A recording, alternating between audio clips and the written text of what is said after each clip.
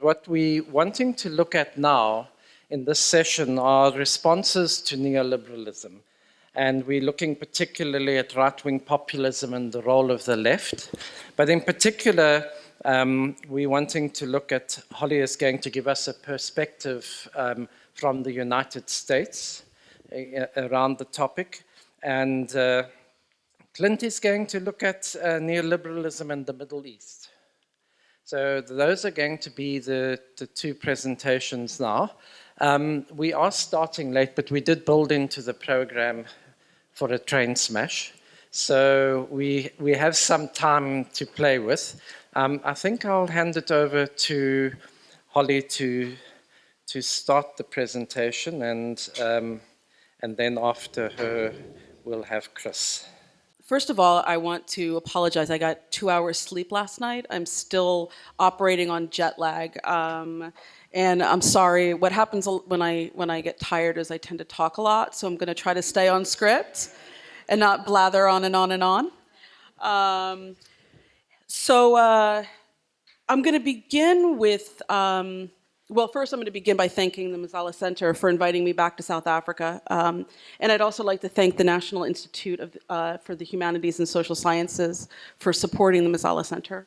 I think that the work that you're doing here is incredibly important and work that would be very difficult to do in the United States with the level of sectarianism that we have on the left. I'm also realizing that I speak with an accent, so I should probably slow it down. We have plenty of time. So the comrades left us with a discussion that touched on the idea of socialism or barbarism. And what's happening in the United States, I mean, of course, there's been barbarism in the United States for quite some time. There's a new level of barbarism that's occurring that I want to touch on in my talk.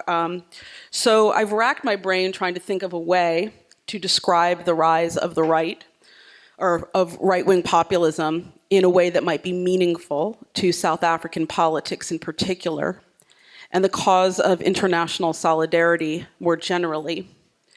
But I think that the best that I can do is to try to describe my experience with the phenomenon of right-wing populism and try to explain what's going on in the United States to the best of my ability. So this talk is not going to be about the antics of Donald Trump.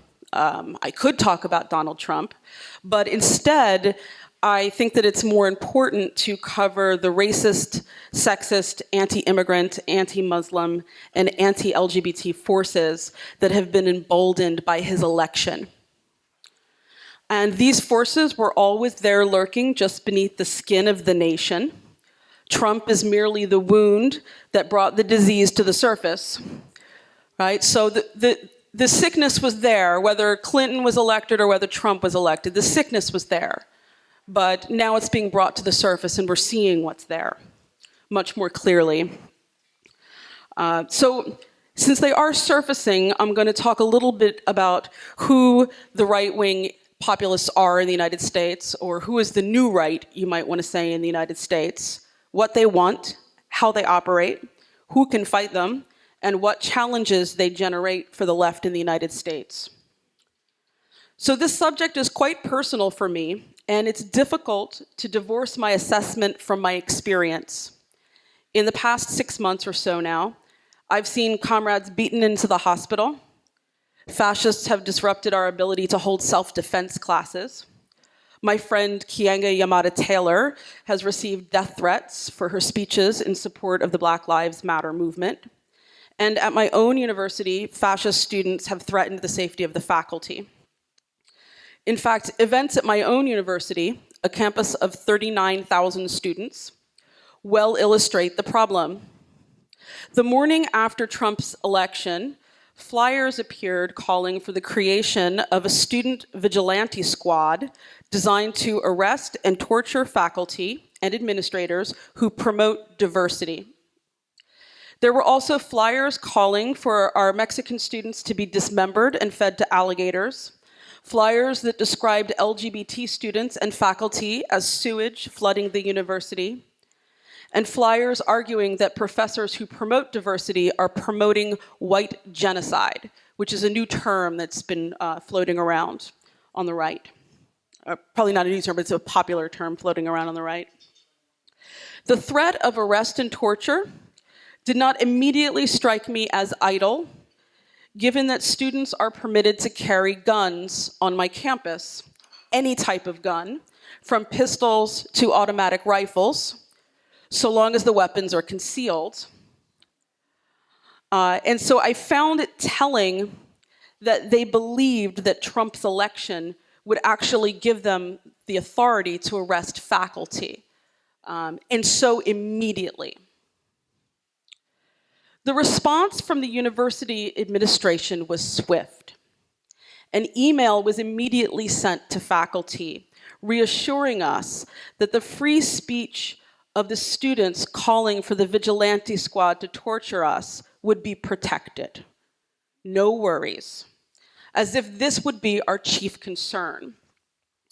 A clarifying letter was then sent, correcting the first letter, to inform us that the students would indeed face consequences because they used glue to adhere the flyers to the bathroom mirrors instead of tape, and the glue damaged the mirrors, and so this was technically a misdemeanor criminal offense.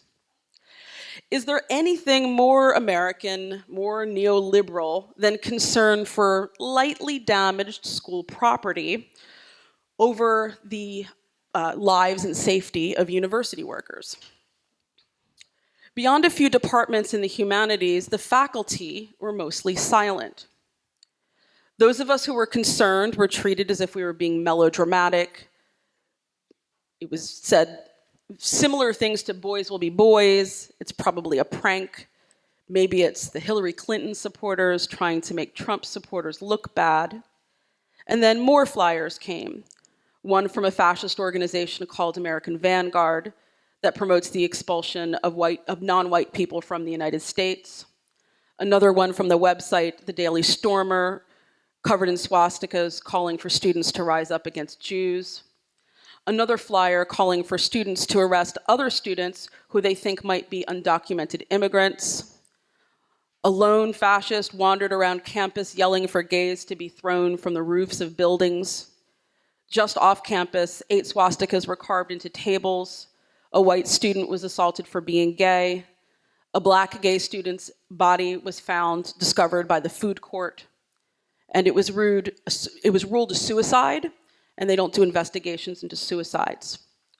From other faculty, I've heard that immigrant women on campus are being targeted for sexual assaults, and threatened that they'll report them for deportation if they report the rapes.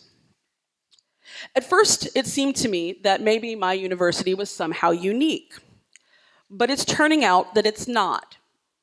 College campuses are the number 2 location for incidents of bias-related violence since Trump's election. Elementary, middle, and high schools are the number 1 location. So this brings up the question of who are the forces of the far right in the United States. First, we have the traditional conservative electoral forces, which are still powerful. Their targets are the same as usual: women, LGBT people, the Muslim community, the Black Lives Matter movement, immigrants, and social democrats who oppose privatization. These conservatives win power through elections, through the mobilization of churches, and through the purchase of mass media. Their goals are probably familiar to all of you: ending abortion rights, recriminalizing homosexuality, and the total and absolute neoliberal destruction of public education and public space, as well as the unchecked neoliberalization of healthcare, and the extension of absolute police power inside Black communities. In fact, there's a new flag that's beginning to surface, that's beginning to pop up on car bumpers and at sporting events. It's a police flag, the Blue Lives Matter flag, blue being the lingo for police. The Blue Lives Matter flag is an American flag, but instead of red, white, and blue, it's black, white, and blue. But still, we're still in the range of talking about the old right wing, both old in terms of its tradition and the age of its participants. So who are these new young fascists was our immediate question when this began to happen. And the new right is called the alt-right. It's a populist movement, or maybe we could even say a pseudo-populist movement, since its adherents largely hail from the middle and upper classes, prep schoolboys, the sons of small business owners, corporate lawyers, and accountants. Although the alt-right fascists sometimes use poor and working Southern whites as shock troops, like Dylan Roof, the core of their base seems to be in the middle classes. The targets of the alt-right are most explicitly, and this seems to be a very new phenomenon to be surfacing in the United States, the target is Jews. But they have an interesting way of defining Jews. Jews are Jewish people. Actually, this isn't interesting. It's quite traditionally fascist in a lot of ways. Jews are Jewish people, but Jews are also feminists, academics, socialists, and communists of any stripe, as well as neoliberal capitalists.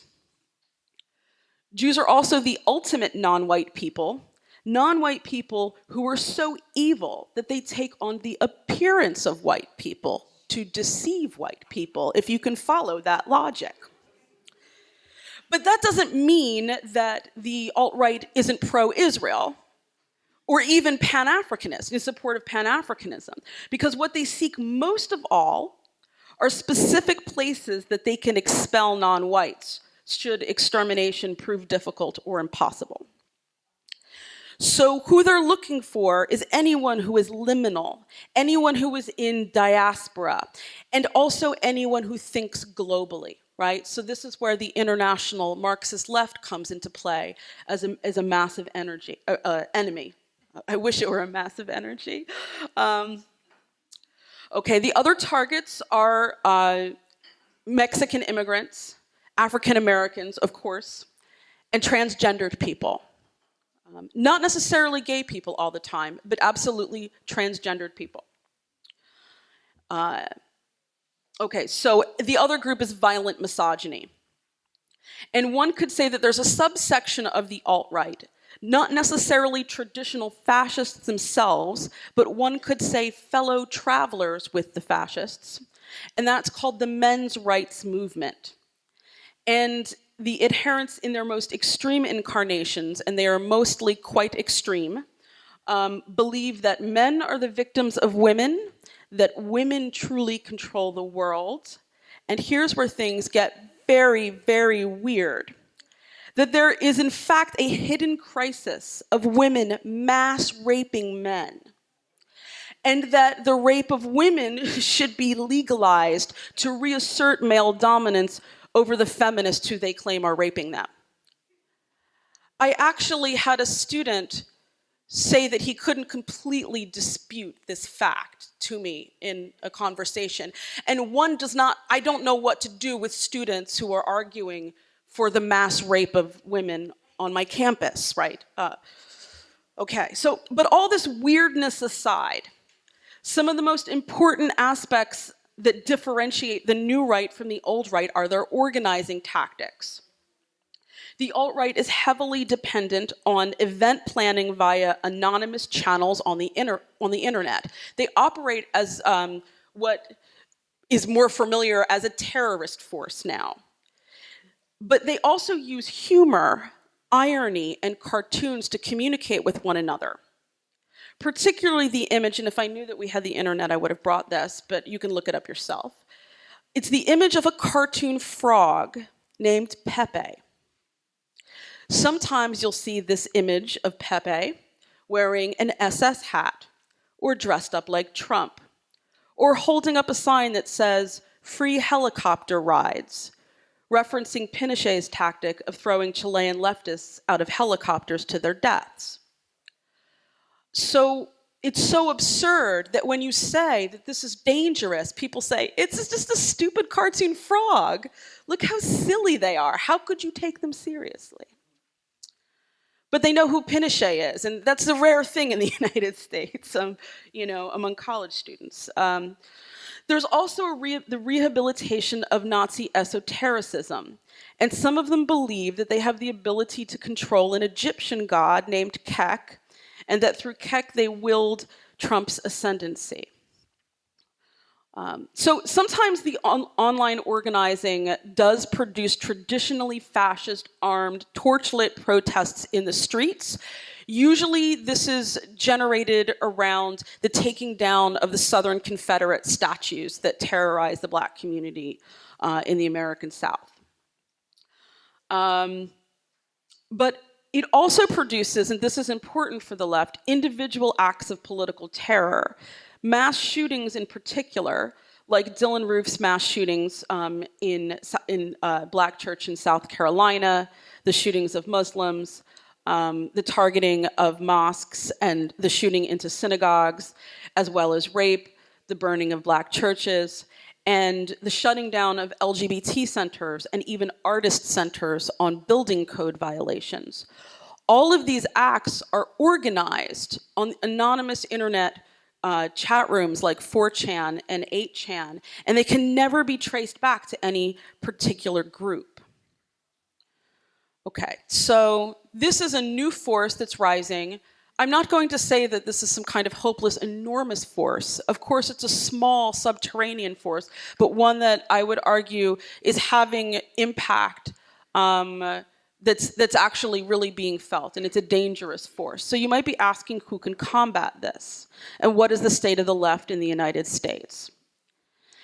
And first of all, I think that it's important to understand that who truly won the past US presidential election was none of the above. More people abstained from voting than voted for either Clinton or Trump. While many Clinton voters are imperialist to the core, or more commonly ignorant about American imperialism and neoliberalism, they're not fascist, and this has been a huge question for progressive forces.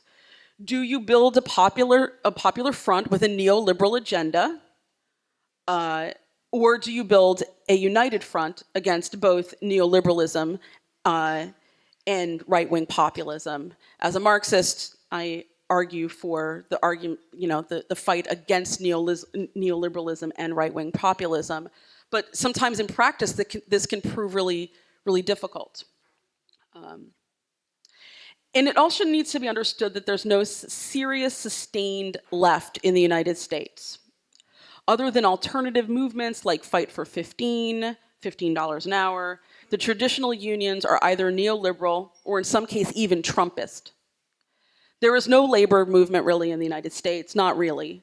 Much of our manufacturing is actually now unfree prison labor. In fact, all state property in Texas, where I live, is manufactured by prisoners. The energy around Bernie Sanders was there, and it was heartening, and it was a surprise to us all on the left. But it dissipated largely, or it became confused when he endorsed Clinton. And there was no strong Marxist apparatus to capture the steam and momentum built around him. The Democratic Socialists of America have seen a sharp increase of dues-paying members, but the party, except for its left caucus, is largely trying to reform the Democratic Party from within, apparently a dynamic that may have some resonance here in South Africa. All explicitly Marxist parties in the United States, and this really needs to be understood, have memberships in the tens and hundreds, with the two largest groups other than the Democratic Socialists of America hovering around the 1,000 mark. Small insurrectionist units of Maoists and anarchist anti-fascist organizations are fighting battles in the street. But the truth is that most of the far-right militia forces in the United States have either been trained by the US military or have been practicing for nationalist insurrection since their youth. If it came down to militia warfare, the American left has little promise. It also has nowhere to go to learn because most gun ranges where we could learn to shoot are owned by far-right ideologues. And so when I'm going to protest now, I'm in a situation where there are people holding machine guns on the left and there are people holding machine guns on the right, and I know very well that the people on the right know how to use them much better. And then there's the police between us that are, of course, on the side of the fascists. Okay. So given the state of the left in the United States, and I know that this is quite depressing, and I'm actually not as hopeless as I may be sounding, but I do think that currently, in our current moment, our best chance of beating fascism is the fact that right-wing populism is likely to collapse under the weight of its own internal contradictions and under the inertia of its individualistic base. They're very incapable of working together as a force. But in the meanwhile, we're more likely to face more mass shootings. And it needs to be understood when we see these mass shootings, when you hear about these mass shootings, that there's a political character to them often. More sexual assaults, more laws and decrees, of course, from Trump targeting immigrants. And we can talk more about Trump in questioning. I'm almost done. We're going to see more attacks on immigrants, Muslims, transgender folks. And that despite this as an illiberal and supposedly anti-neoliberal right-wing formation, I'm pretty sure that neoliberal capital will find a way to recuperate this violence to serve its own ends. And once again, when we look at socialism or barbarism, it's precisely capitalism that's generating these tensions that are causing this phenomenon to begin with. So, I mean, I would like to see an international, overthrow of capitalism, but materially, it's, and I agree with the comrades before, it's not a matter of political will. There's simply, we need more forums like this as a very beginning. So while the picture is bleak, it's not entirely hopeless. There are more youth that are radicalizing.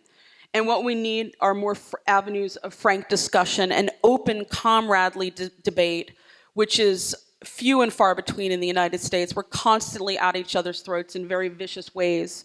And I am hoping to learn a lot from the Mzala Centre and hoping to learn from you to take back that information. Thanks. Thanks, Holly. Clint, you're up next. As I said before, Clint will be talking about neoliberalism and the Middle East. So yes, the topic is neoliberalism and the Middle East, with special attention to South Africa and Palestine. Now, 2017 is a very important year for in the lives of Palestinians. There are three or four bleak Palestinian anniversaries. In fact, we can say that 2017 is burdened with tragic and significant anniversaries for the people of Palestine. These are in fact very dangerous memories because they unsettle and they expose what has been happening in our shared life together and in our context of neoliberalism during the past few decades. One anniversary that comes to mind is, of course, the 100-year anniversary in 1917 of the Balfour Declaration, where this idea of a special Jewish homeland was supported by Lord Balfour. We won't go into that now. I'm just mentioning this as we get started. In 1947, you have the partition plan 70 years ago, and where the state of Israel is eventually formed a year later, but without the opportunity for Palestinians to have a state of their own at that time. In 1967, what is often called the Six-Day War, 50 years ago, you have more land being taken from Palestinians and the illegal occupation of all of Palestine. And 1987 is another important year, known as, we refer to it as the First Intifada, which means an uprising where you had real overt resistance from Palestinians across the board. and that's 30 years ago. So quite a few things come to mind in the year 2017. Now, around the issue of South Africa and Palestine, I want to state that I think the role of the political left must be strengthened in the struggle against neoliberalism and internationalism, as we've said several times already in this conference, is a crucial component that we need to revisit and to renew in terms of that role. And I think the Palestinian struggle for freedom, for dignity, for justice, for liberation occupies a very important place in the role the political left plays. So I want to move on now, just after those few introductory remarks, to just mention some entry points. In other words, how do we link South Africa and Palestine, or how are these two places being linked? So if we're serious about internationalism, then we take seriously the globality of our struggles. And we find an ever-increasing body of resistance literature, more recently, linking South Africa and Palestine, and doing so with an emphasis on this global context of neoliberalism. For example, Nakhla Abdu writes on anti-colonial resistance from the prisons amongst women Palestinian prisoners as an anti-colonial resistance. Ali Abu Nima, in his book, The Battle for Justice in Palestine, also picks up on the connection between Palestine and South Africa. You have Ilan, well-known Israeli historian Ilan Pape, who also writes about Palestine and South Africa, talks about the ethnic cleansing of Palestine and Israel as an apartheid regime, which has very much been part of the discourse around Palestine and Israel these past few years. Alice Walker, well-known activist in the US, also in terms of who has been writing about Ferguson and various issues, Black Lives Matter, also makes the link between Palestine and South Africa, but also between Ferguson and Gaza in her book, Freedom as a Constant Struggle. And very recently, Andy Shano writes a book on neoliberal apartheid, where he also makes this link. There are other books, another one by Ilan Pape, Israel and South Africa, The Many Faces of Apartheid. And maybe just one more I'll mention, Amna Dawood Badran, Zionist Israel and Apartheid South Africa. And these have all been written in just the past 2, 3, 4, 5 years. Now, one of the things that became very clear for me let's say about almost 10 years ago, when I got quite involved in activism and in thinking around this issue of Palestine and Israel. One of the things that stood out for me is that you had people from the political left across the spectrum who weren't always agreeing with each other about different things, but somehow they went to Palestine, they went to Israel, and they came back and they were speaking with one voice. And each time the statement that they brought back was, this is familiar. We recognize apartheid, and so this is apartheid that Palestinians are experiencing. And then the second thing everybody was saying, even though there were many issues they couldn't agree on, but when it came to the issue of Palestine and Israel, here they were saying it was just like apartheid. They corrected themselves and said, no, actually it's not just like apartheid, it's actually way worse. And even people that I have engaged with have come back extremely traumatized because it's too close to home, the pain that they observe, and even on a scale that they couldn't imagine. The political left in their writings and discussions have indeed underlined Israel as an apartheid regime, have spoken about Israeli apartheid, has spoken about colonialism, settler colonialism, apartheid racism, and so on. And that what we see happening in Palestine is a microcosm of what is happening in the world of neoliberalism. Indeed, in Palestine, we see a microcosm of global empire. Andy Klarno, in his book Neoliberal Apartheid, Palestine, Israel, and South Africa after 1994, says Israel is an apartheid state, and there are similarities between the regimes of racial domination. And he refers to different parallels of the apparatus of discrimination, segregation, forced migration, pass laws, checkpoints, territorial fragmentation, Bantustans, violent state repression. And also picks up on the legal discourse that has been taking place, where legal scholars have argued that Israeli practices have been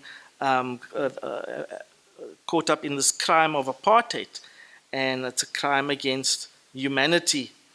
The Israeli Defense Force has also come up very much in this narrative. While it's been dubbed the world's most moral army in the Middle East, it daily bulldozes villages and homes, destroys refugee camps, and unleashes brutal massacres on Gaza. And the mass expulsion of Palestinians since 1948 and the ongoing displacement of Palestinians today is what they continue with. Shana also makes this statement. He says, this violence is rooted in the racial logic of the Israeli settler colonial project. And then he uses this very big word, the necro-political rationality. So it's a politics of the dead. It's a politics that kills, that harms, that destroys. The necro-political rationality that equates the welfare of Jewish Israelis with the elimination of Palestinians. So while many have spoken about the genocide and ethnic cleansing that has taken place in Palestine, there are also those who go further and talk about sociocide as a more appropriate term. With genocide, it's about wiping people out. But when you talk about sociocide, it's about wiping the slate so clean that there's no trace that something ever existed there previously. And that is a much harsher thing that we are talking about. Very quickly, just to say that the Israeli strategy of enclosure is quite important to keep in mind if we get into the details of what is going on through Israeli policies. And you can think of the checkpoints, and you can think of the apartheid wall, the separation barrier, and so on. But this Israeli strategy of enclosure has emerged during an age of neoliberal hegemony and involves the steady eradication of work for Palestinians. And you really have to be there to see the impact these policies and this way of life has on people at work, particularly Palestinians. Because neoliberal restructuring has reduced the demand for low-wage Palestinian workers, there is nothing to counteract the logic of elimination in Palestine, Israel. Palestine labor has become increasingly redundant. So very different from, on that point, very different from the South African experience where black labor was needed, was required, cheap black labor, which could be exploited. The situations Palestinians find themselves in terms of the world of work and the economy is that they can actually be eliminated and life can go on for the regime of Israel.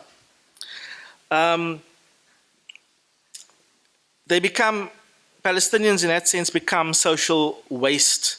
If I use a term that Zygmunt Bauman spoke about in this liquid society we find ourselves in. Widespread unemployment has produced a pool of unemployed workers desperate enough to even accept the exploitation and the psychological trauma of building Israeli settlements on Palestinian land or suppressing Palestinian resistance to the occupation. So because of this challenge of unemployment and the desperation, you end up doing work that is harmful to yourself and that is dehumanizing to your people. The Palestinian question is left wanting if we simply reduce it to racial domination but ignore the racial capitalism that's involved. And here we can refer to the deliberate interference and involvement of global role players such as the United States. And we see this through the Oslo Peace Accord and the years that follow, who are involved in even training the security forces. And we see, for example, even in the US, the police receiving training from Israel and becoming so militarized. There are even international war exhibitions where the State of Israel showcases its sophisticated and latest weapons of mass destruction, and to say, this is good stuff. This is what we used on the last assault on Gaza, which took out so many people, half of them children. So we see this kind of thing going on, and how it's allowed because of the neoliberal project, and how we can also be complicit in our different contexts. Such as in South Africa, we can be complicit in perpetuating the status quo. We can be complicit at the political level in terms of just maintaining good diplomacy and shying away from the call to cut political ties. Now, trade agreements, which also pays for the occupation when we support Israeli produce. There's an economic dimension as well, and if we look at the exports and the imports information, it's quite shocking. Even in civil society, we grow up and we see there are these different agents of moral formation, such as schools and churches, as a good example, that have shaped our thinking, so that today we will be criticized. When we criticize Israel, it's interpreted as being anti-Semitic. When we criticize Israel, we are labeled Holocaust deniers and all these different terms, and it becomes very dangerous and risky to speak out about what is happening. And Israel is constantly portrayed as a helpless victim surrounded by all these enemies in the Middle East. Palestinians are displayed as terrorists, as violent people who are just who don't want to recognize Israel and who just want to destroy.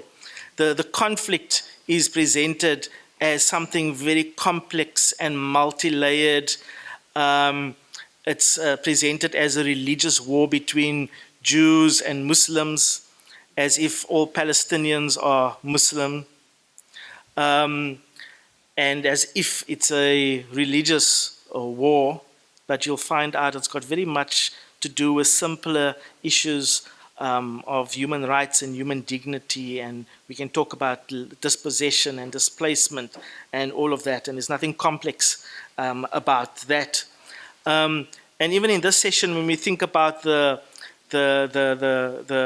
right-wing populism, here it's important to see what role we play in relation to the religious communities. Particularly the Christian churches, where this ideology of Zionism is quite strong. Where Christians, and I come from that tradition, when they read the Bible, they read Israelites there and they equate that with the Israelis. When they read about Israel there and God has a plan for Israel, they equate that with the modern state of Israel of 1948. So there's a lot of conscientization that is needed, and we have a particular role to play, and what has really helped has been the coming out of Palestinian Christians to actually declare to the international community that they are suffering under an occupation, what their daily harsh realities are really like, and how certain biblical interpretations around the world are actually life-denying interpretations, theologies that actually affirm the destruction and elimination of people. So that's a very interesting area of work which I work with quite a lot. But in the last minute or two, I think this is an opportunity in terms of our internationalism to give attention to Palestine. There are dilemmas that we face as the political left and as activists around this issue, which Ilan Pape talks about in his book on Palestine. One of the problems is the gap between, on the one hand, the dramatic change in world opinion about what is really going on in Palestine, in Israel, and yet the continued support for the status quo because of the political and economic elites. And so you see how the neoliberal agenda and capital and resources make it possible for injustice to continue, even though public opinion has been changing. There are some other points I could make, but the time is up, and so let me end by just saying here is an opportunity for us to revisit the importance of social movements, because the situation of Palestine is one where we see the limitations of the state. We see the complicity of political role players, political parties, and what is needed is something much more organic and much more dynamic in terms of responding to the Palestinian call for solidarity. And one of the campaigns that was mentioned yesterday in our keynote address was the BDS movement globally, boycott, divestment, and sanctions. And there's a very important role that we can play there. But also to think of the boycott, divestment, and sanctions, not just at the economic level, but also at the political level, in the academic arena, in the cultural arena, in terms of all these pilgrimages that go to the Holy Land, but you don't actually see what is really going on. Just as when people came to visit South Africa during apartheid South Africa, and they went back and said, everything is so wonderful, people are so friendly, and it's not as bad as we thought. There's a lot of greenwashing that takes place, so you can have, for example, through the Jewish National Fund, it's been used to promote agriculture and environmental issues, but yet there's, for example, a South African forest that is promoted and that people contribute to, and yet it is built on the ruins of Palestinian villages. a forest. So people feel good internationally. We're contributing to the environmental and ecological issues, and yet it's on the ruins of the destruction of Palestinians. The time is up. The one thing we can't do is ignore Palestine. I would like to argue that I think Palestine is globally, it's the defining issue of our times in terms of global justice. And just as previous generations were judged on where they stood in terms of German Nazism, or where they stood in terms of apartheid South Africa, I think our children will demand to know where we stood on the issue of Palestine. And we can never say we did not know. And Richard Perthouse, in his book, Writing the Decline, in a short piece, writes about the connection between Palestine and South Africa, and in fact Palestine and other parts of the world, where he refers to the boomerang effect. So what we see happening in Palestine is also happening to us. And that's something we need to explore and to appreciate the link. I end off with a quote about acedia. It's a Latin word, and there's some Latin and there's some Greek, and it's about this idea of not caring about anything. You know, it was in fact within the religious community in the Middle Ages, it was referred to as one of these mortal sins. But this is how Dorothy Sayers, who was very involved in the trade union movement and solidarity movement, how she defined acedia.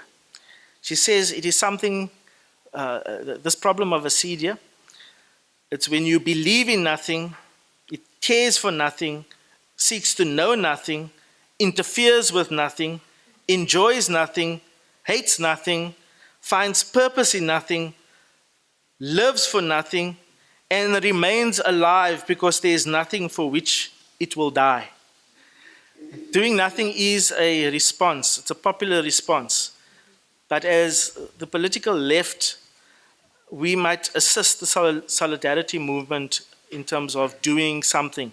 To do something, not nothing, and not anything, but something that is nothing less than something dangerous.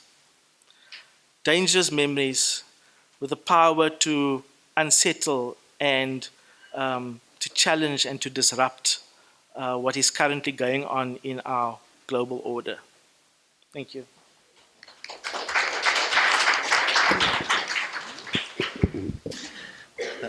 Thank you, Clinton, Holly. Very interesting session. Holly calling on something that I hadn't really given thought to in about the alt-right, and perhaps something we need to explore. Yeah, two interesting things that have come out from the day sessions. One is socio-side, and this morning eco-side. So there's a new shift to seeing the declining world order in a kind of suicide, but in very different ways. Clint, I also like the liquid society and how we've become waste within that. I think that's a very interesting analogy that can be used. And Holly, what struck me was it's the same old targets in right-wing populism, but with a renewed and invigorated violence. And I think that's something we really have to be careful of, because the violence has always been there. The targets have always been there, women, transgender, black people, etc. But it's come with a renewed and invigorated violence, and almost with a certain legitimacy. And having summed that up in a few seconds, I now want to open it to the floor. Wow. Okay, I'll start as they went up. We'll do Chris Busisiwe, and then I'll do the two gentlemen here, and then I'll move to the back section. So we'll take 4 first. We have enough time to take questions further back. We'll do the 4 here first. I just wondered why the United States keeps supporting Israel, given their appalling human rights record, given the fact that there are Muslim states around and oil-rich countries which must be very powerful. And a sub-part of that question, one hoped that Barack Obama might do something more to help Palestinians, but unless I've missed something, I didn't see any progress with him. And then the final sub-part, is Trump going to be a lot worse, and how much worse could one ever be in that regard? Just to add on to the question that was asked now, I'm curious as to what are the organizing tactics of the left in the US. They have to be organizing tactics outside of protesting and mass mobilization, because inevitably that has been ineffective and continues to be ineffective. So the left has to come up with different strategies and tactics in dealing with the various issues that you've noted, and they're very just a bit appalling. But going on to the issue of Israel and Palestine, I'm actually banned from Palestine. I'm not allowed to enter that country at the moment, because the last time I was there, I nearly got me and my whole crew killed, because the minute you enter, there's no way you can ignore the kind of injustice that's there. So I just have two questions on that. I'm curious about the people that are in exile, right? Because a lot of the Palestinians have been exiled from the state itself. I'm curious about how the left formation of those people who are exiled, what are they doing essentially to put pressure not only in the countries that they are exiled into, but also on the state of Palestine. I refuse to acknowledge it as a state of Israel because this is an occupation and I can't recognize an occupation. Secondly, the association of Israel, apartheid state, you mentioned something about the church and your work with the church as well. One of the things that we did through Fees Must Fall in Johannesburg specifically was we put the church in a very compromising position, which is we ended up getting one of the priests shot in Joburg, and that resulted in a phone call literally from the Pope to the President that resulted in the police stopping the whole notion of shooting at students, but now moving on to mass arrests, right? So I just want to know, how exactly is the left using the church as an instrument to mobilize people around? Because the church is a very large constituency. One of the things that we do as well in Fees Must Fall is that when we mobilize the church, how we do it is we caution, or we put Jesus as the biggest and greatest revolutionary that ever lived. And that on its own allows us to bring masses who are more religious than they are political to the ground. So I just want to know, how exactly is the church,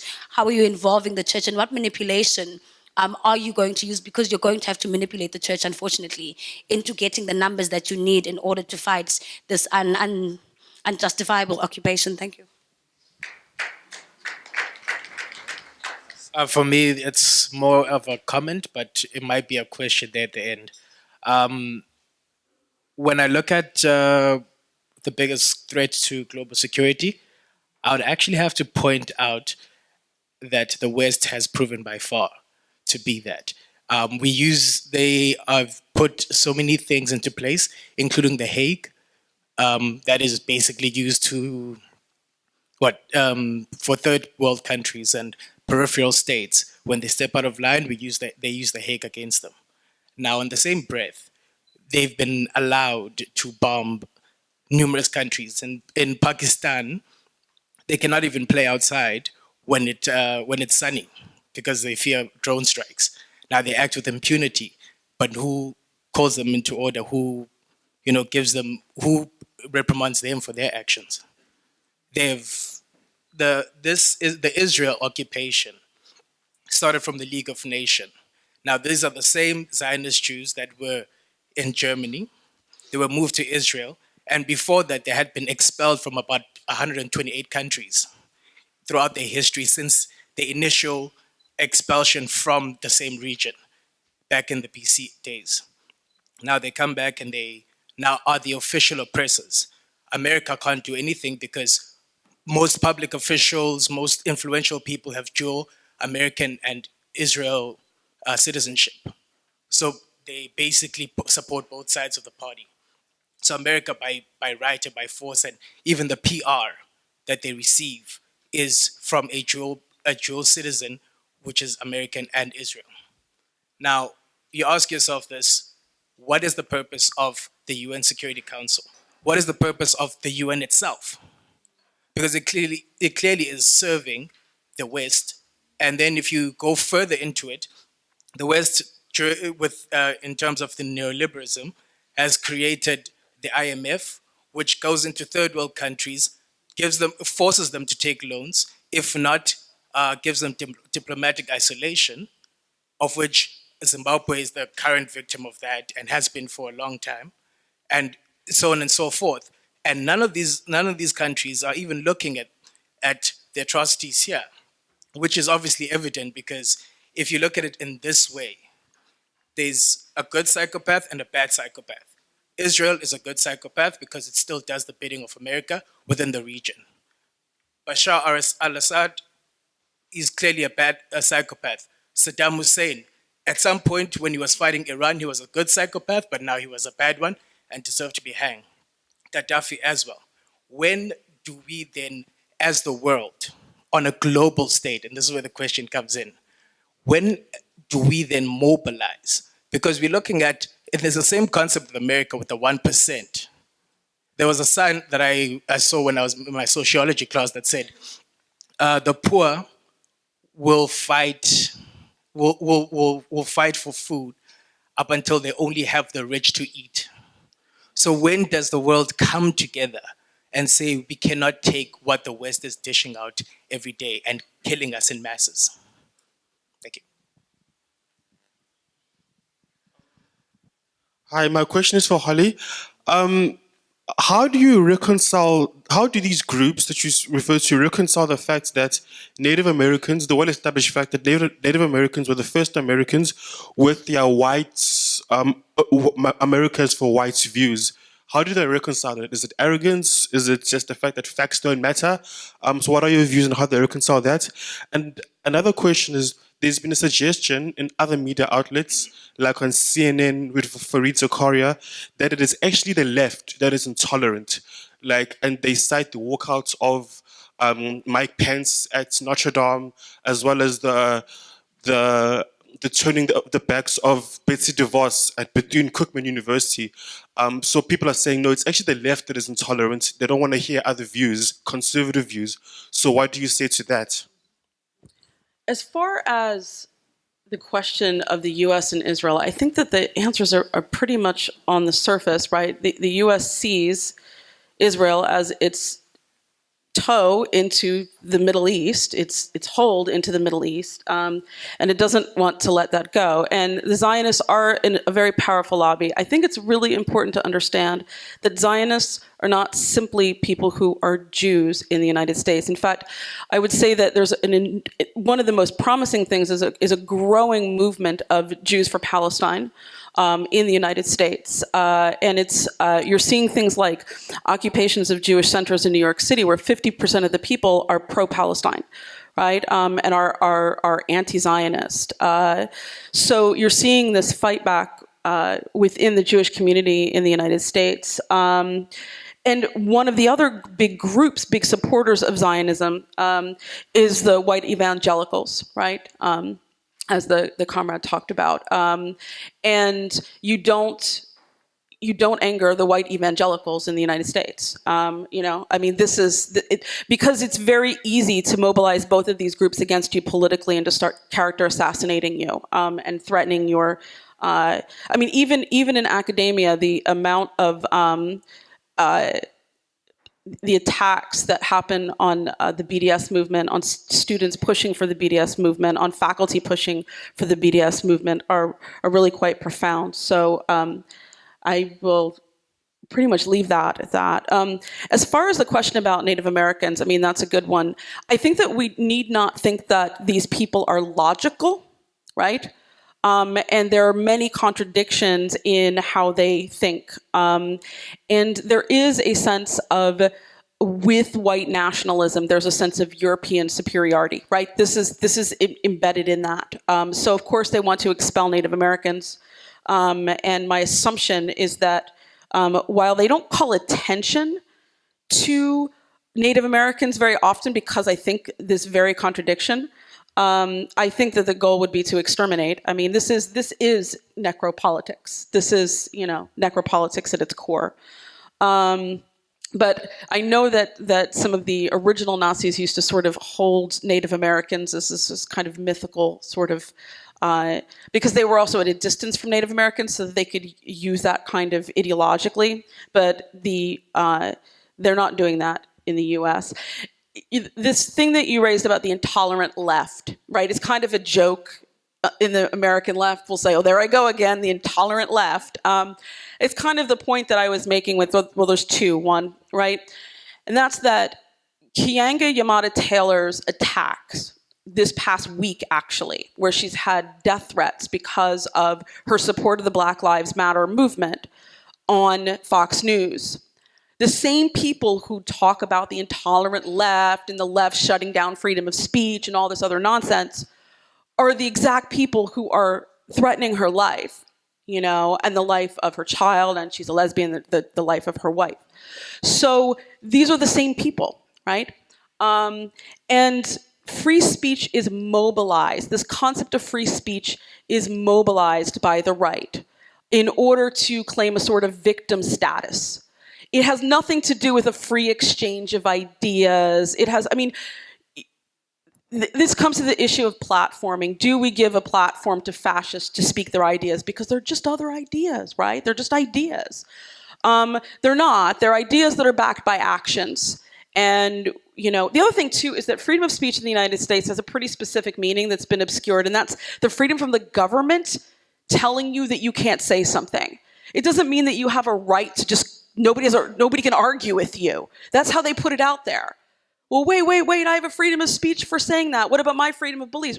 Well, you just said what you wanted to say, and now I'm disagreeing with you, right? So it's this is the intolerant left. Whenever we raise a criticism, it's used against us that we're not really the champions of free speech and that we hate freedom. It's the same thing, we hate individualism, right? Because we're anti-capitalist. And so this is rhetoric. It's not logical. It's meant to hit an emotional appeal. It's meant to appeal to people's emotions. It's more effective. The other comrade talked about tactics on the left, and I think that that's a really important question. What are we doing other than mass mobilization of protests in the streets? We have the Black Lives Matter and other occupations, right? Mobilizations in the streets, and we do have these kind of Maoist responses, but I mean, these are very few in number, and they're located to states that are armed, like Texas. So this is a very small number. Although there have been clashes with, you know, anarchists physically fighting fascists in the streets. I don't know what effect this is having other than immediately preserving and protecting people. There's a group that is called the International Women's Strike, and they're trying to bring the idea of power to the workplace, of challenging, of taking these ideas and giving it a class analysis of, and bringing in the ideas of feminist Marxist social reproduction theory. What role do women play for the capitalist state? Why do we sell a gendered body on the labor market? What does that do for capital? That brings into issues of LGBT folks. We've also fought really long and hard to reclaim the pinkwashing that that Israel has done. That, you know, Israel is a champion of gay rights and stuff like that. So there's been a lot going on in solidarity with Palestinian LGBT folks. So there's solidarities that are being built. There's discussions of workplace power, but this is discussions of workplace power. We are a state with we don't have the right to unionize, right? So it's explaining what unions are to a new generation. I mean, we're at that level of basicness. And, you know, I think that that's what we've come up with, and I really want to see what other people are doing so I learn other strategies and tactics. Because we are in a rut. We're in a terrible rut, compounded by the fact that everybody's at each other's throats all the time.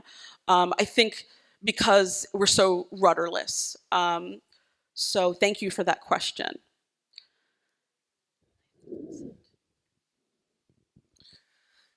Yeah, I think it's been said that no US president has become president without the support of the Zionist lobby.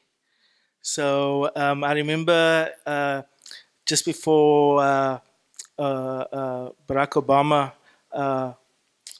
just as he was taking office, there was a great sense of hope amongst Palestinians and the international solidarity movement. And in fact, the initiative that I referred to earlier on about Palestinian Christians coming forward, that came through a document in 2009, December 2009, which we refer to as the Kairos Palestine document. And even in that document, they reflect a sense of, expectation, a sense of hope that maybe something will happen now. But as you find with every president, there's a system and there's an order that is bigger than your office. And what you find often is that once they leave office, they may be involved. So someone like Jimmy Carter, for example, has been quite vocal. But when people are in office, they are very much constrained. And they leave the solidarity movement in great despair. And that's why it's so important for there to be alternative ways of mobilizing. And so to come back to the churches and also what Holly, you were saying about the white evangelicals, what keeps Zionism alive today, the ideology of Zionism alive today, is the ideological capital not from Israeli young people, for instance. In fact, Israeli youth are the ones watching YouTube and seeing how the world is reacting to what the state of Israel is doing and all of that, and they're a bit more sensitive to that. The people who are keeping the ideology of Zionism alive today are evangelical Christians. And that is why that is the most strategic group to engage with as the left. And because I work very much with faith communities, it's actually not as hard as we may imagine. There's just a lot of unlearning and that needs to take place and relearning. But it's all based on ignorance and how people have been, their consciousness has been shaped in schools, in neighborhoods, in family, through churches. And they've never had to question things before. Now, one of the things the Kairos Palestine document did, it disrupted that singular narrative that this Christian community had of Palestine and Israel. Because now all of a sudden they hear, okay, here's this document from Palestinian Christians. We didn't know those two things could go together. And so it disrupts the narrative completely. And then you find out the church, just like during apartheid, the church is divided. In the Kairos document of South Africa, we said the same white policeman throwing the black protester into jail, they both claim loyalty to the same church. What is going on? The church is divided. And that's what was important to talk about, the ambiguity of the churches during apartheid. And we see the same thing here, where there's a major weight around the Christian community, the conservative Christian community around the world, who are perpetuating and justifying the status quo. And then there are some who are sitting on the fence and trying to ignore or being apathetic or not knowing how to engage. And through their silence, they preserve the status quo. And that's why the conscientization project is really important for them as well. And then you have a third group, which we refer to in the apartheid days as kind of the prophetic approach, which was struggling against the status quo. And that group is growing quite fast, actually, because of that Kairos Palestine document. So I can definitely say something like a document can make a difference. And this is a document that really disrupted the narrative. And one of the ways that churches can be part of the struggle is by participating in the global BDS movement, joining us on the streets to protest, boycotting Israeli goods, and there are certain campaigns. Also, you'll know in the past there's been the Boycott Woolworths campaign that was there. Many people were involved with it. You have the World Council of Churches that has a program which takes young people from around the world to Palestine, Israel, to see for themselves what is going on. I have a student I just was about to go for the in next week, in fact. Yeah, there's a lot that one can say, but I know I'm also aware of the time. And just lastly, to say about the UN, that's also a big challenge, because Israel is guilty, I think, of violating over 50 UN resolutions. Excuse me? And I knew it was over 100. Okay, I knew it was somewhere between like 100 and 500. So yeah, somewhere. Yeah, and to do so with impunity, to get away with it. That is the big question. How does a regime get away with doing what it is doing? And what should scare us in South Africa is, if this can happen in Palestine, Palestine can happen to us. It can happen anywhere. And you cannot count on the normal instruments and structures. I mean, violating international law.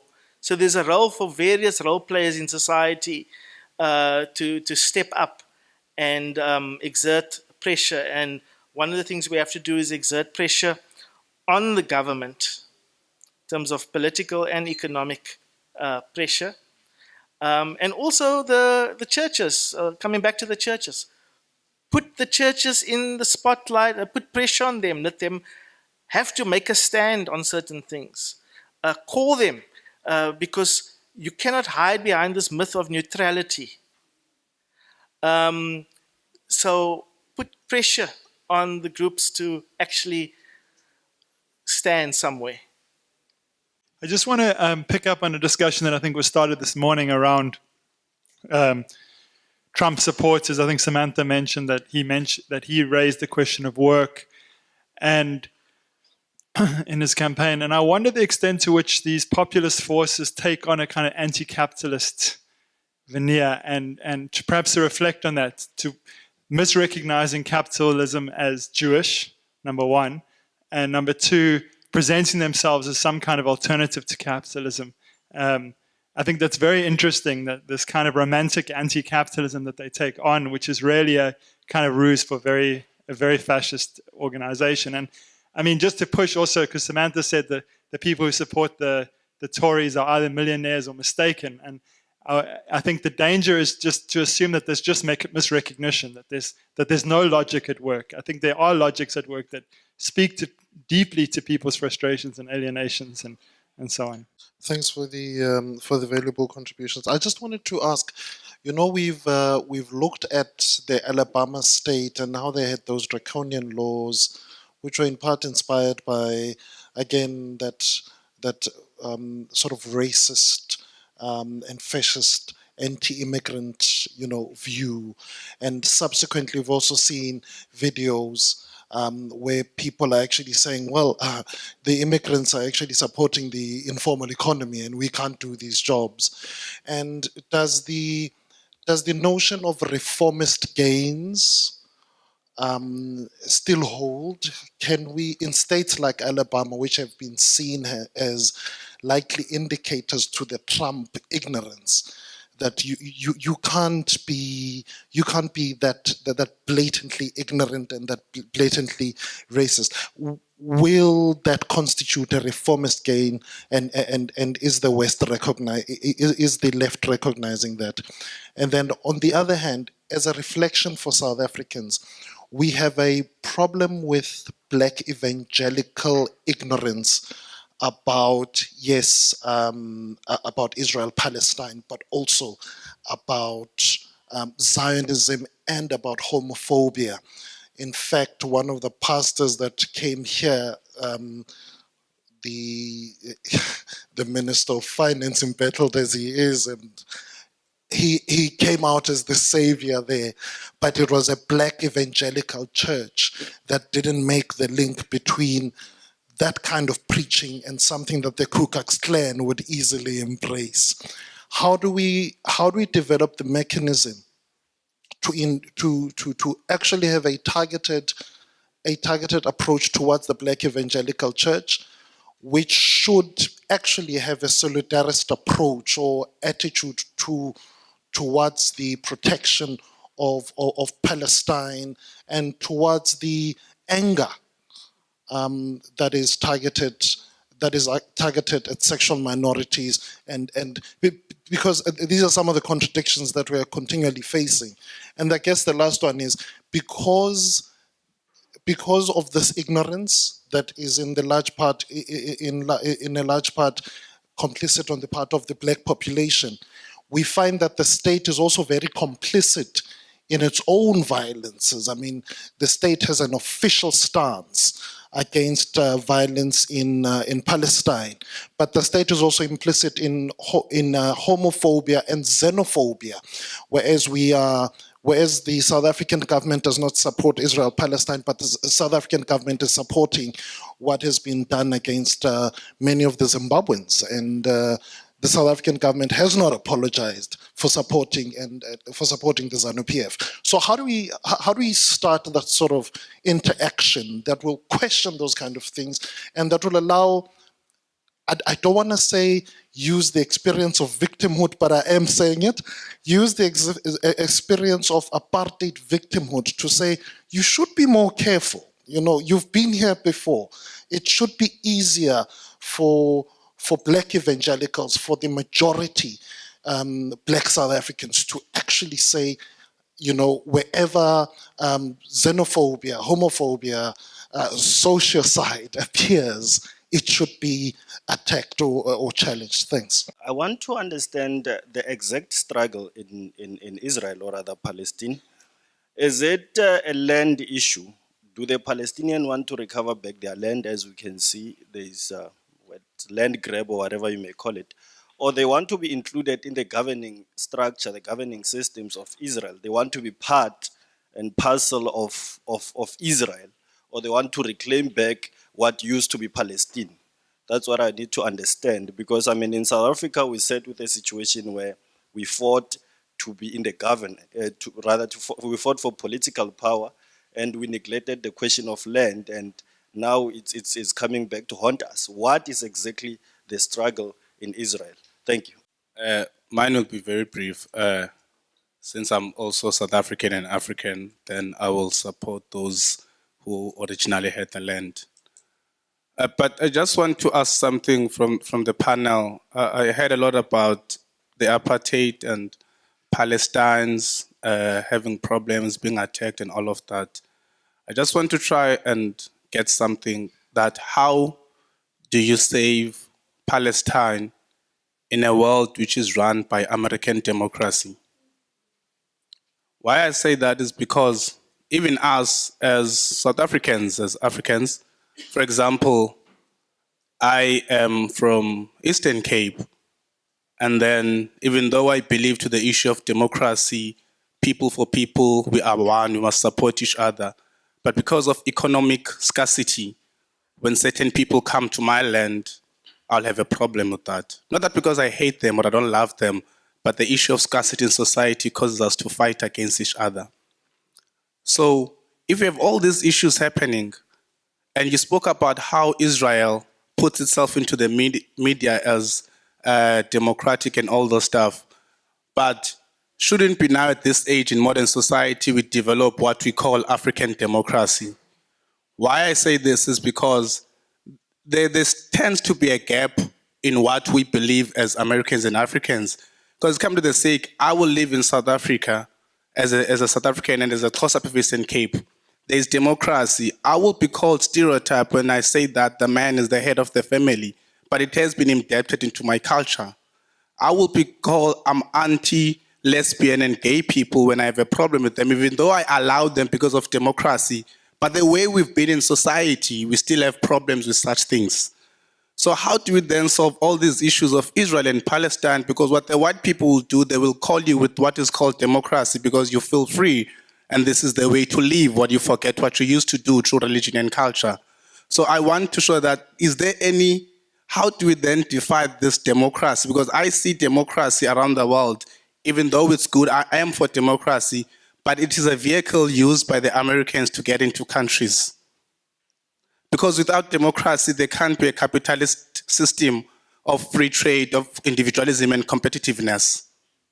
So really my lines are going is that, how do we solve the issue, but not forgetting the way we are? Because you'll have some Palestinians who will win, and then will say that, I'll say, for example, I support Palestinians. And what happens when they are taken over government, then they themselves become anti-gay, anti-lesbians, or anti-what. So in all that sense, I just want to, what vehicle can we create as people? Thank you. One of the big issues, the vehicles that's really been working in the United States is that there's been an attempt to drive the Muslim community and the LGBT community apart by the same force, right? There's this, how can you like these Muslims? They aren't pro-LGBT, and we're gonna now use LGBT people as a marker for whether or not you're democratic enough and you can be accepted. And then the same people will turn right around and say, look at you, you disgusting perverts, you don't need any rights, so on and so forth, right? So we're not stupid. And we've recognized that there's a wedge that's intentionally being drawn. And what you'll see at rallies in the United States are Muslims and LGBT people coming together and supporting one another. And this is very profound. And the Muslim community are some of the LGBT folks, particularly in Texas's strongest allies, and vice versa. It'll be LGBT folks who are organizing around assaults against mosques. So, I mean, because of the level of discrimination against both groups, and also the destruction of the Pulse nightclub in Florida, the mass shooting that occurred by a shooter who did it in the name of Islam, the conservative forces tried to use this once again as a wedge, and the LGBT community and the Muslim community worked together to not allow that. And that, I think, has been a very promising front for me. So, yeah. Okay, so there's a lot that's been talked. I'm just gonna go through my list here, and I do think that you're correct about there is a logic to this. I would say that it's an emotional logic that we need to follow, not a rational logic in terms of, well, the Native Americans were here first, and now you're saying you're here first. How do you reconcile that? They don't reconcile it rationally. They reconcile it with an emotional logic. So it's not that there's no logic, it's just that the logic is through emotion, and we need to look at that. There's discussion about immigrants, questions about reformist gains, goodness, so much. Okay, as far as reformist gains go in the United States, reformist gains are, we really haven't gained that much. With Obamacare and the healthcare, this is something that's really important to understand, and that's that the policy that Obama put into play was created by the Republican Mitt Romney originally. It is not a healthcare, you are mandated to buy health insurance. Now, in the North, there was subsidies for poor people. In the South, the politicians refused that. So now what you have a situation is that people are being forced under law to pay $500 a month for health insurance.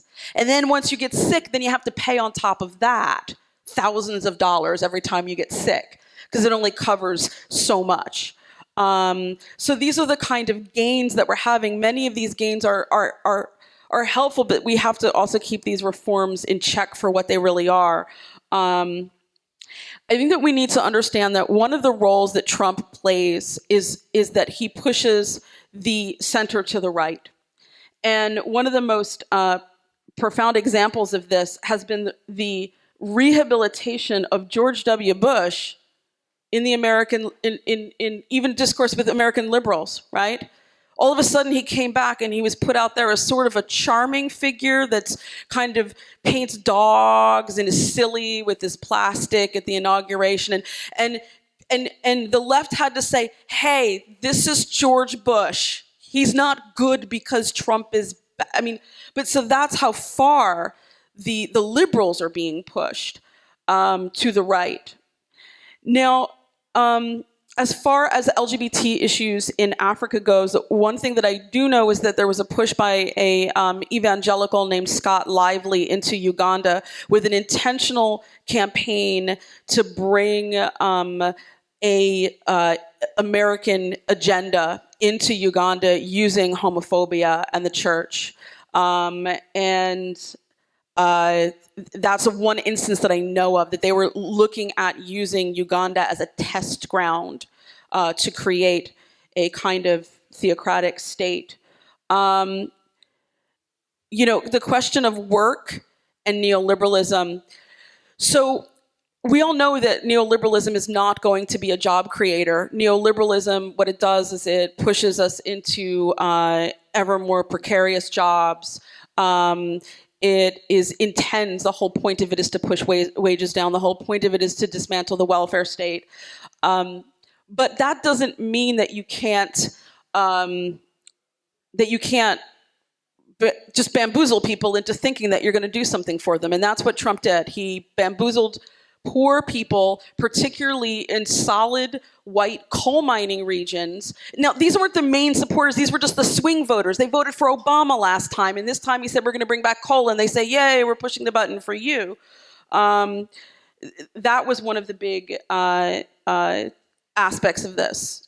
So I think that there's a lot to talk about with that. But I'm going to keep it short. And yeah, thank you for the questions. What do Palestinians want? I think that's a question that was probably posed to people during the apartheid struggle in South Africa. What do blacks really want in South Africa? We want human dignity, we want human rights. You don't want Palestinians live in a situation where there are different legal systems. Israelis, if you are caught doing something wrong, you go through a civil court system. If you're Palestinian, you go through a military court. Something wrong there. So there's something wrong because many children get arrested and are detained for throwing stones against big tanks. Sound familiar? But you end up in jail and you end up being assaulted and traumatized. Lots of video footage available nowadays to see all these things for yourself. If you're Palestinian, you drive on separate roads from Jewish Israelis. Different road system. In apartheid South Africa, yes, there were different, segregated areas, but you could drive on the same road, kind of. Well, you're totally disconnected. You don't have to meet an Israeli on the road because your roads don't even connect. And you have these good roads, and you have, of course, Palestinians driving on gravel roads, whatever. There's a wall separating them that is not about security, but it's about stealing more and more Palestinian land. And that's why when you look at that map, you see it's not like what's left of historic Palestine is just like this certain portion. No, there's like little dots. Someone called it Swiss cheese. Because you have this wall kind of going in and out, even going through the middle of people's homes, separating families. And the way you get to the other side is through checkpoints that you have to start standing in at 2 o'clock in the morning. You have different number plates. Israelis have a number plate, certain color number plate. Palestinians have a certain color number plate. That's how you can be recognized. There are something similar to pass laws in terms of you're always being stopped as a Palestinian and searched, and you need to show your identity and where you live because there are areas that you cannot be in. When you go over a checkpoint into Israel, you can't stay over there for the night. So you may have family who continue to live on the land which is now the state of Israel, and maybe have Israeli citizenship, and you're divided as a Palestinian living in the West Bank. And you're divided from each other. You can't see each other. Husbands and wives have been separated from each other. Cannot sleep under the same roof. Different laws. But there's a lot that is available to find out more about what Palestinians actually want. We can talk about the right of return. Because Palestinians became refugees in their own land overnight. And they still hold the keys to their homes in Jerusalem or wherever. And that's why you'll always see that icon or that symbol of a big key signifying this right of return. And the idea is of one state where you can live together, as we've been struggling to do in South Africa. It wasn't to say that 1994 you're going to have a white state and a black state. And that's really what the two-state solution in the past has always kind of been about. It's long, it's impossible. There's no such thing as a two-state solution. It's not possible because you've got a little Swiss cheese on the map. It's not even possible.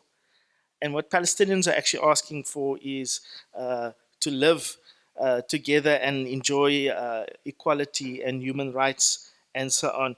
Just in terms of the education and how we can still work with black churches and with different communities. You know, there are campaigns in South Africa like Israeli Apartheid Week, which takes place in March each year. There are films. There are many resources that are really helpful. The films are really powerful.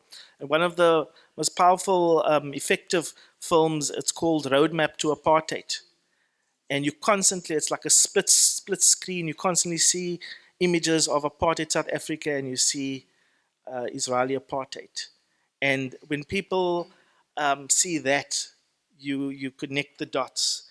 Anyway, what we have to be careful of is the same tactic that was used during apartheid South Africa in selling apartheid, where the US, for example, brought black South Africans to the US and took them on a tour and all that to speak about South Africa, and that apartheid is not such a bad thing.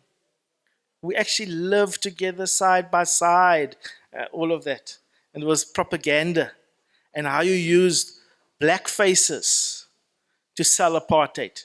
Now the same type of propaganda is happening today because they are threatened by the BDS force, this movement.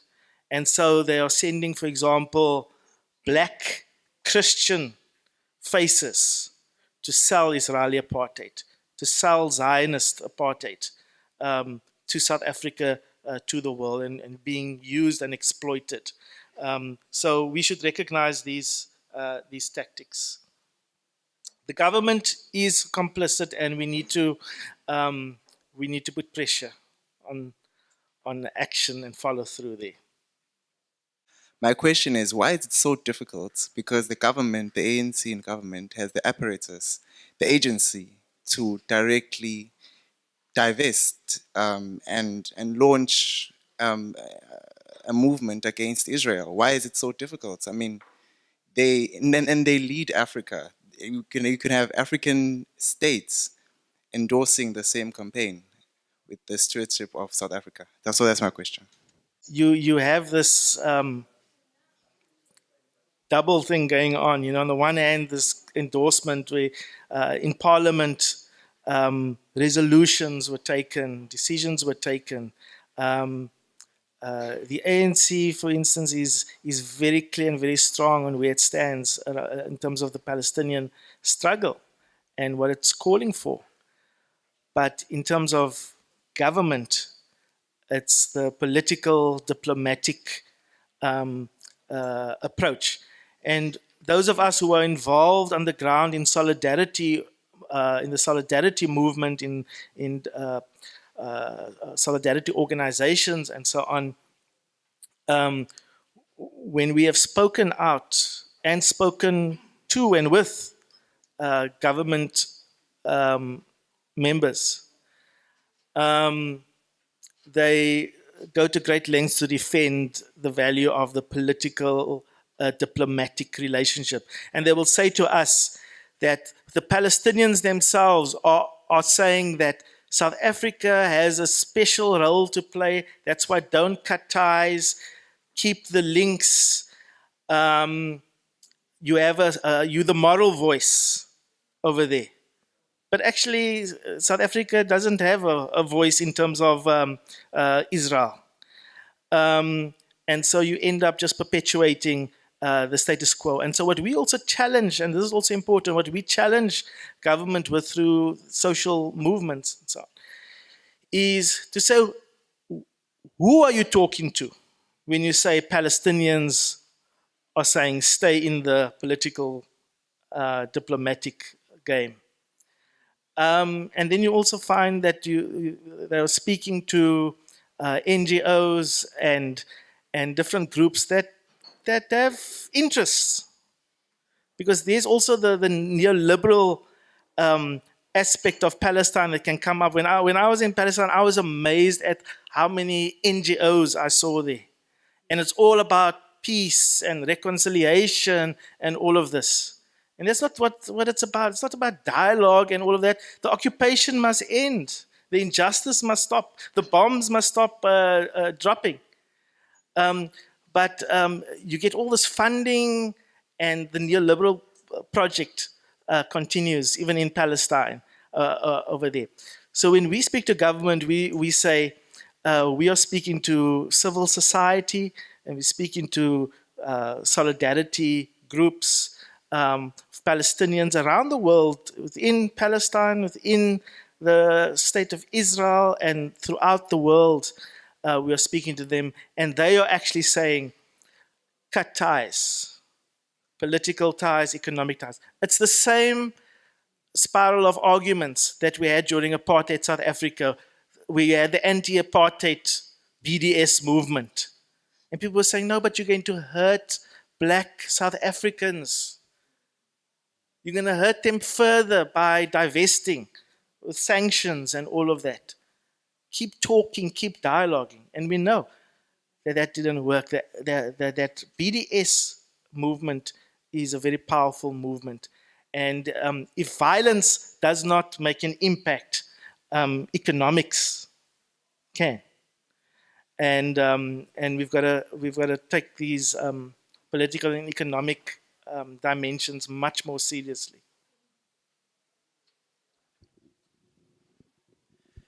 Okay, thanks very much. We're going to move now to the last part of this afternoon. We're just trying to locate Eddie Webster. Oh, okay. He's on his way. As part of the conference, we are going to have in Durban the launch of the book titled The Unresolved National Question, Left Thought Under Apartheid. And we have here the two editors of that book, Eddie Webster and Karen Pampalis. I'd like to call them up to the front here, and they will talk us through the unanswered national question, the unresolved national question.